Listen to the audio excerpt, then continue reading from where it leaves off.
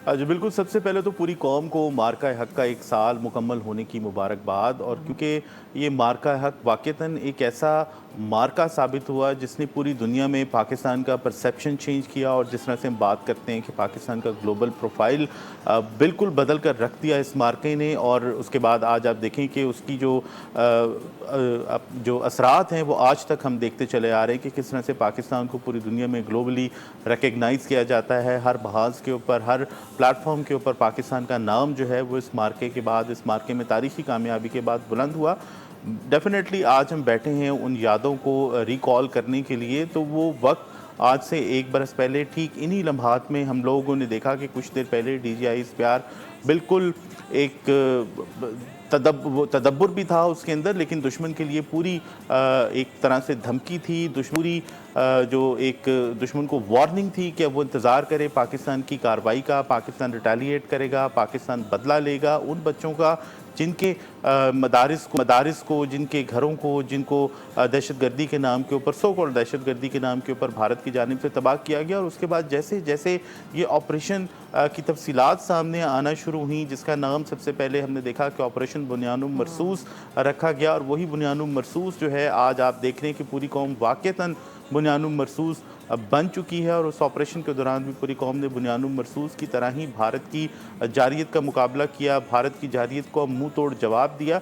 Operation की details जो हैं वो DGI स्पेयर की प्रेस कॉन्फ्रेंस के बाद जो एक मुख्तसर प्रेस कॉन्फ्रेंस थी, जिसमें दुश्मन को उन्होंने बड़े चंद अल्फाज के अंदर ही आप कह सकते हैं कि बता दिया था कि अब पाकिस्तान की जो जवाबी कार्रवाई है वो शुरू होने वाली है और दुश्मन को तैयार रहना चाहिए।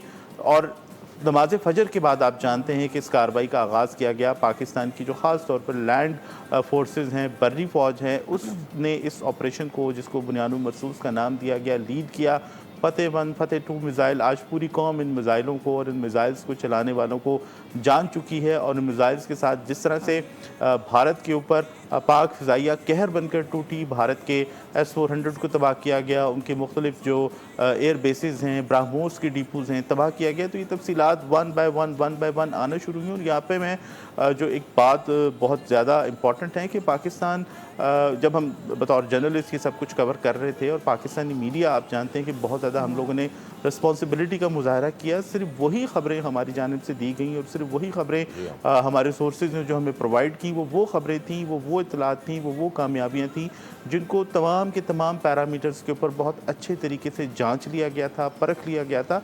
यानी कि मैंने जो भी पब्लिक को इन्फॉर्मेशन दी वो बहुत नपी तुली, बहुत एक्यूरेट इन्फॉर्मेशन थी। उसके अंदर हमने भारतीय मीडिया की तरह, गोदी मीडिया की तरह किसी भी किस्म की मुबालगा आराई से काम नहीं लिया, और वो हकायक दुनिया के सामने रखे जो आज पूरी दुनिया मानती है। जबकि भारत की जानिब से जो कुछ प्रोपेगेंडा वही लम्हात जो आप हमारे साथ शेयर करें। सब्सक्राइब करें और बेल दबाएं ताकि कोई खबर रह न जाए।